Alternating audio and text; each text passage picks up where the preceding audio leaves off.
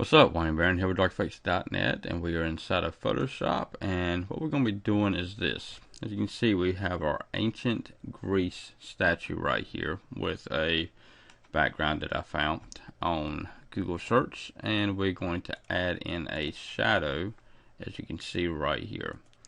And so really quick, really simple, let's go ahead and jump into it. Let's create a new composition. 800 by 600 is good. Click OK. Let's change it to a white background. Click OK. Okay, we've got two images. We've got our ancient Greece statue, and we've got our room. So let's grab a hold of our room, drag it over here, and put it about center.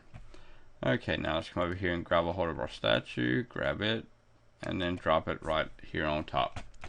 And we want to bring it down. So let's go to scale, and then let's go ahead and zoom out, holding down the shift key. We keep the proportions proper. We'll keep the proportions what they're supposed to be, and drag it in and drop it to the floor. Okay, now let's go back to our regular size here, and now we've got our image, and click apply. Okay, so about right up in there is good. Okay, so we've got our background, we've got our room, and we have our statue. So let's go ahead and duplicate our statue, and this is going to be called our shadow. Okay, now let's hit the D key to turn our black to white, and now let's hold down Alt Shift Backspace.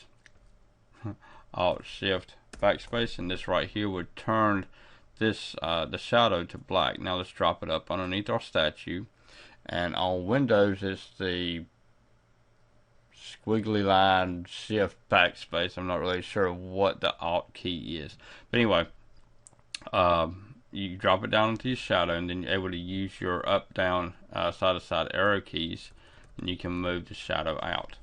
Come over here to our opacity, and let's drop down our opacity to about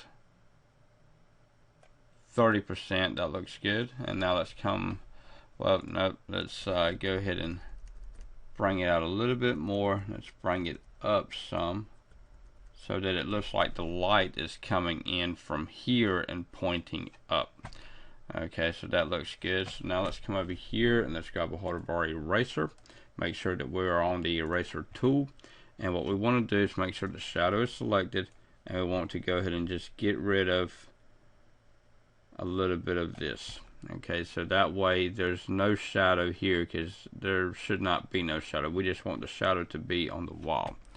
Okay, so now back to the selection tool. Let's click on filter, blur, Gaussian blur, and let's put this at about 3. That's what it looks like when we first get it on here. You put it on 3, and that's what you get.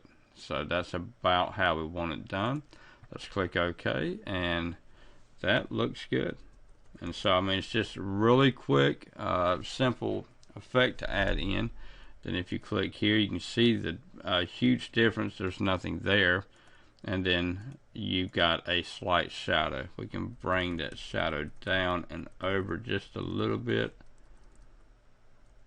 Okay, that looks a little bit better. Now it actually looks like the light's shining in. So okay, well, this is Wayne Barron with DarkFX.net. Y'all have a rocking Christmas now. Bye bye.